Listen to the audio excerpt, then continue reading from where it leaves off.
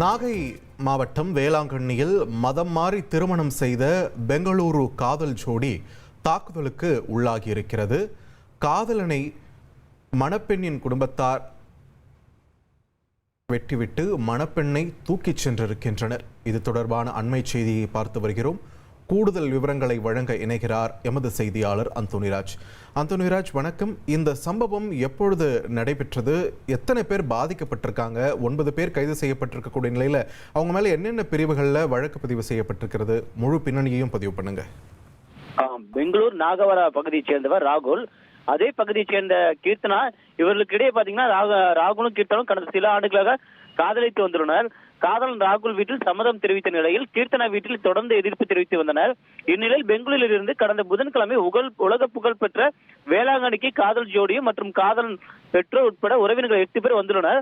அப்போது ராகுலுக்கும் கீர்த்தனாவுக்கும் வேளாங்கண்ணியில் திருமணம் செய்து வைக்கப்பட்டது. பின்னர் தொடர்ந்து காதலன் குடும்பத்தார் வேளாங்கண்ணியில் உள்ள தனியார் தங்கும் விடுதியில் காதல் ஜோடியுடன் தங்கியிருந்தனர். தகவல் அறிந்து பெங்களூரில் இருந்து பெண் கீர்த்தனா குடும்பத்தினர் வீட்டார்கள் பாத்தீங்கன்னா 15 பேர் வேளாங்கண்ணிக்கு வந்து அவர்கள் தங்கியிருந்த விடுதிக்குள் புகுந்து காதலன் மற்றும் அவரது குடும்பத்தாரை கத்தியால் வெட்டி பெண்ணை தூக்கி சென்றதால் பரபரப்பு ஏற்பட்டது.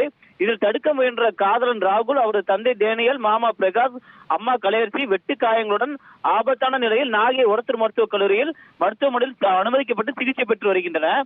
மேலும் சம்பவம் குறித்து வேளாங்கண்ணி போலீசார் வழக்கு பதிவு செய்து தப்பி ஓடியவர்களை தேடி வந்தனர்.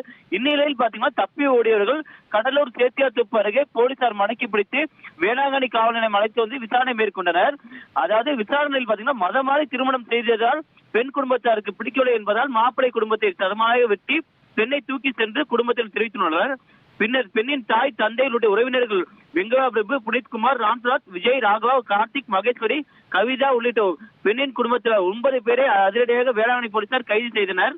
தற்போது அந்த பெண்ணை பாத்தீங்கன்னா வேளாங்கண்ணி போலீசார் கீழ்வேலூர் நீதிமன்றத்தில் ஆஜர்படுத்தப்பட உள்ளதாக தகவல் வெளிவந்துள்ளது. நன்றி அந்தோனிராஜ், உங்கள் விரிவான தகவல்களுக்கு.